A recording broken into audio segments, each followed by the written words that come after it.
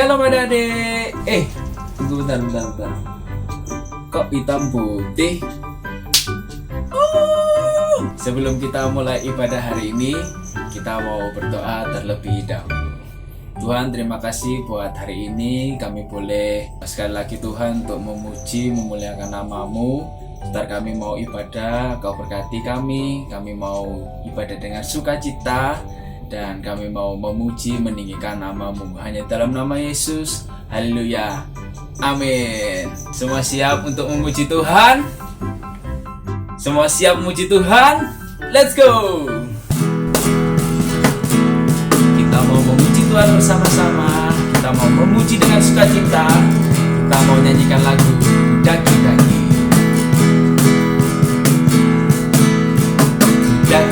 Daki-daki gunung yang tinggi, turun lembah yang dalam, melintasi padang rumput hijau membentang. Yesus besertaku. Terbang luar angkasa, selam dalam samudra. Dayung perahu di sungai. Yesus besertaku. Di kanan Kau ada, di kiri Kau ada, di atas dan di bawah Kau ada, di duka Kau ada, di suka pun Kau ada, karena Engkaulah Yesusku. Kita mau nyanyi sekali lagi dengan gerak, yuk semua. Terbang luar angkasa, selam dalam samudra. Dayung perahu di sungai. Yesus besertaku. Di kanan Kau ada, di kiri Kau ada, di atas dan di bawah Kau ada, di duka Kau ada, suka pun Kau ada, karena Engkaulah Yesusku. Sekali lagi. Di kanan Kau ada, di kiri Kau ada, di atas dan di bawah Kau ada. Di mana?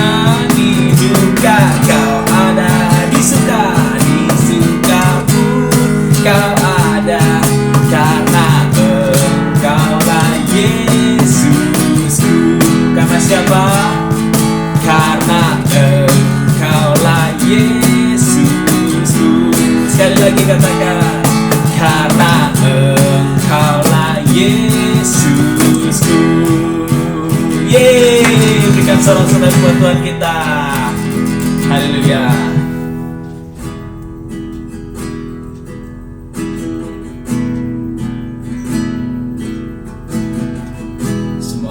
Kita berdoa.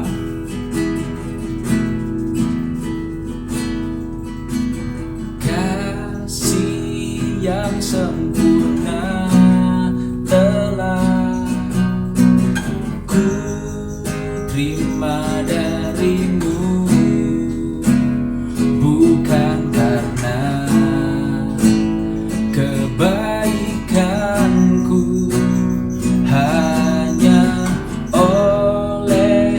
kasih karunia-Mu. Kau pulihkan aku, layakkanku ku dapat memanggil-Mu Bapa.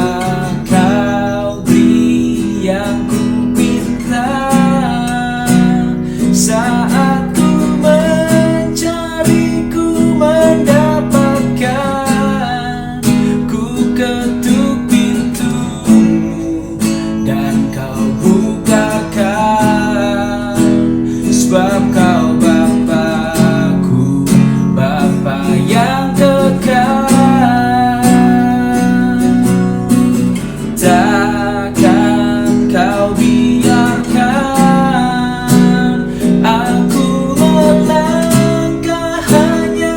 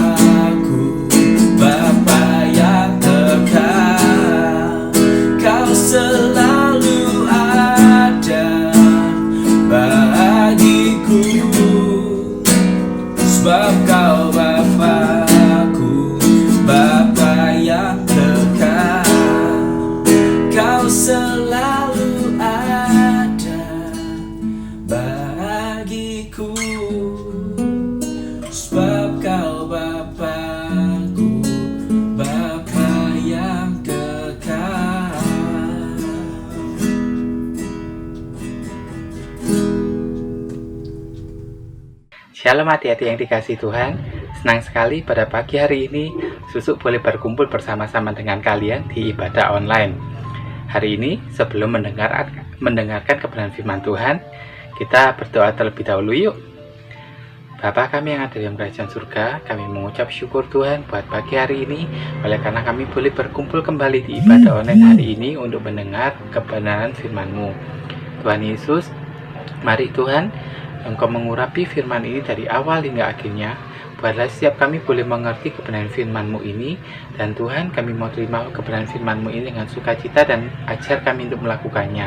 Terima kasih Tuhan Yesus, terima kasih Bapa-Ku yang di surga.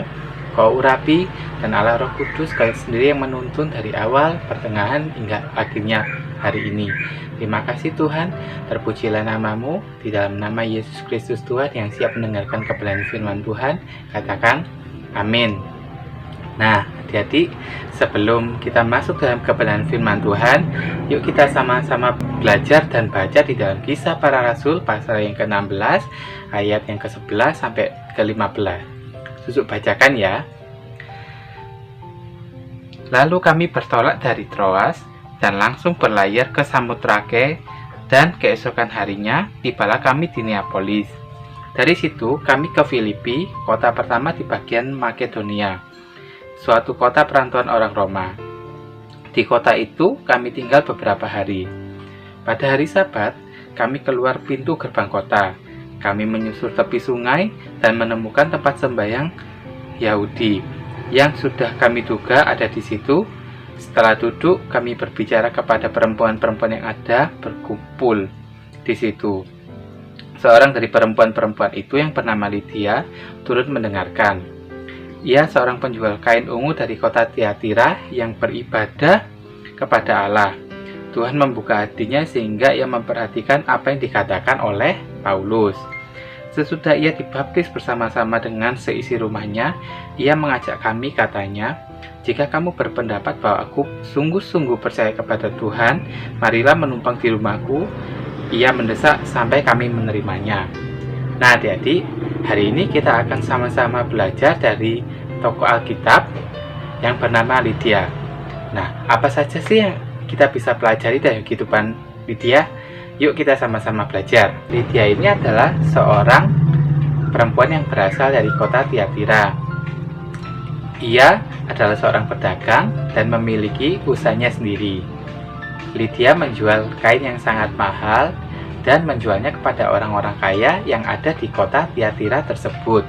Dan di tengah-tengah kesibukannya, di setiap hari Sabat, yaitu hari yang dikhususkan bagi Allah, Lydia selalu datang ke Filipi untuk beribadah kepada Allah.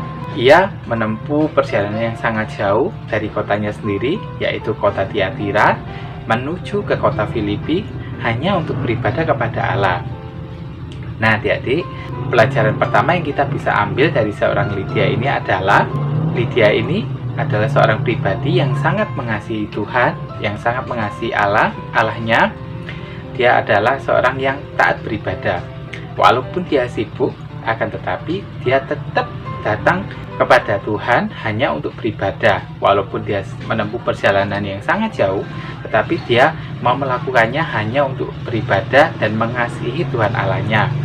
Seperti yang dikatakan di dalam Keluaran pasal 20 ayat 8, "Ingatlah dan kuduskanlah hari Sabat." Nah, bagaimana dengan adik-adik?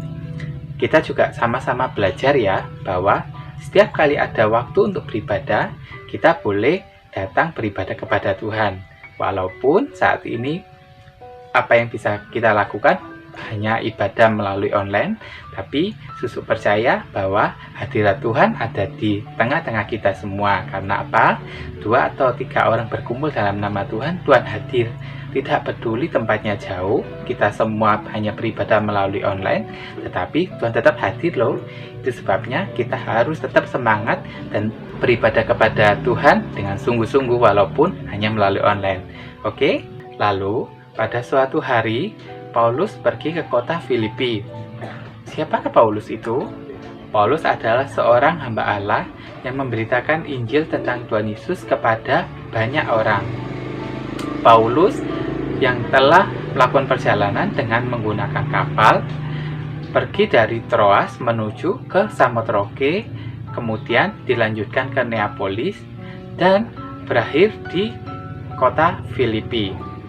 Lalu, Paulus dan teman-temannya pergi keluar, menyusuri sebuah sungai, dan kemudian mereka menemukan tempat ibadat orang Yahudi. Dan di sana telah terlebih dahulu berkumpul beberapa perempuan untuk duduk dan berdoa di sana. Dan salah satunya bernama Lydia. Kemudian Paulus dan teman-temannya duduk di situ dan mereka mulai memberitakan Injil tentang Tuhan Yesus. Adik-adik, Lydia ini adalah seorang yang sangat mengasihi Allah. Akan tetapi, ia tidak pernah tahu berita tentang Yesus Anak Allah. Ia juga tidak tahu bahwa Allah telah mengirim Yesus ke muka bumi ini. Bahkan, Lydia tidak mengetahui bahwa Tuhan Yesus telah mati, telah disalib untuk menebus dosa umat manusia. Nah, berita yang dikabarkan oleh Paulus dan teman-temannya ini sangat menakjubkan bagi Lydia. Karena apa? Karena Tuhan Yesus telah menebus dosa umat manusia, termasuk Lydia dan teman-temannya dan keluarganya. Lalu, Tuhan Allah menjamah hati Lydia, dan kemudian Lydia sangat senang dan berterima kasih kepada Tuhan Yesus karena Tuhan Yesus sudah menebus dosa Lydia, teman-temannya, keluarganya, dan seisi dunia ini. Dan pada saat itu, Lydia dan keluarganya memutuskan untuk memberi diri dibaptis oleh Paulus.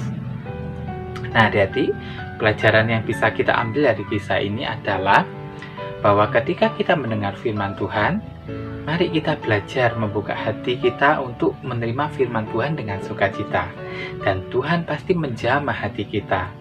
Dan bagi adik-adik yang belum pernah mendengar berita tentang Tuhan Yesus atau belum menerima Tuhan Yesus dalam hati kalian, mari ini saat yang tepat untuk menerima Tuhan Yesus dalam hati kalian, menerimanya dengan sukacita dan menjadikan Tuhan Yesus sebagai Tuhan dan Juru Selamat kalian.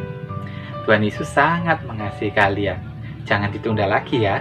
Buka hati, terima Tuhan Yesus dengan sukacita. Nah, pada akhir kisah ini, setelah Lydia memberi diri dibaptis oleh Paulus dan teman-temannya, Lydia meminta Paulus dan teman-temannya untuk menetap lebih lama lagi di kota tersebut. Bukan hanya itu, Lydia bahkan memberi tumpangan untuk Paulus dan teman-temannya bisa menginap di rumahnya. Nah, adik-adik, pelajaran apa yang bisa kita petik dari kisah ini adalah sebagai bukti bahwa kita mengasihi Tuhan, kita juga harus belajar mengasihi sesama kita. Dan dalam hal ini, apa yang bisa kita lakukan adalah kita bisa memberi bantuan kepada teman-teman kita yang sedang membutuhkan bantuan kita. Dan jangan menunda-nunda untuk berbuat baik ya. Nah, sekian kebenaran firman Tuhan yang singkat ini. Biarlah renungan pada pagi hari ini bisa memberkati adik-adik. Ingat ya, jangan lupa untuk beribadah, jangan lupa membuka hati dan terima Tuhan Yesus dalam hati kalian dengan sukacita, dan pada akhirnya jangan lupa mengasihi sesama kita. Semoga firman Tuhan hari ini bisa memberkati adik-adik sekalian, dan jangan lupa dilakukan ya. Tuhan Yesus memberkati. Terima kasih Kak Sugiono yang sudah menyampaikan firman Tuhan hari ini. Gimana firman Tuhan hari ini? Semoga kalian semua terberkati oleh firman Tuhan dan kalian semua jadi pelaku firman Tuhan. Pengumuman untuk minggu depan, ibadah kita akan diadakan melalui Zoom meeting. Bagi kalian yang mau join ibadah sekolah minggu kita, kalian bisa scan barcode di sebelah sini.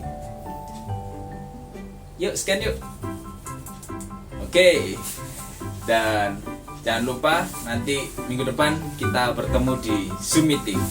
Oke guys, see you and God bless you.